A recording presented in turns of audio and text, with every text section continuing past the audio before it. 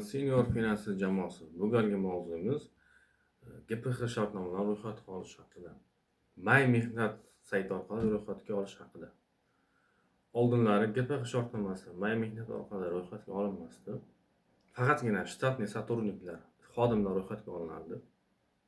26-yildan boshlab majburiy tarzda GPX shartnomalari bilan ishlayotgan xodimlar ham, ya'ni bir martalik shartnomalar ishlari, xizmatlarni bajaruvchi xodimlarni ham o'sha May mehnat saytiga ro'yxatga qo'yish majburiy bo'ldi. Bu nimaga kerak? Bu 26-yildan boshlab avtomat tarzda o'sha oylik hisobotlar avtomat tarzda shakllanadigan bo'ldi. Soliq ma'lumotlari May mehnat bazasidan oladi.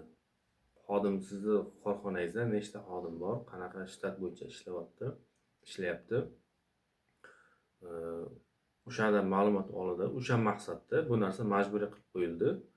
Agar siz GPX shartnomalarni May mehnat sayti orqali ro'yxatga qo'ymasdan turib o'sha xodimlarga soliq hisobotda ularga oylik hisoblasangiz, demak bu shubhali operatsiya deb qaraladi.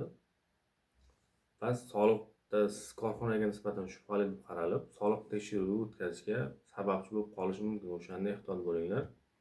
O'sha narsani e'tiborga olib, GPX shartnomalarini ham 26-yildan boshlab ro'yxatga olishni unutmanglar. Sizlar bilan men Otabek Ahmedov. Bizning sahifamizga obuna bo'lishni unutmang.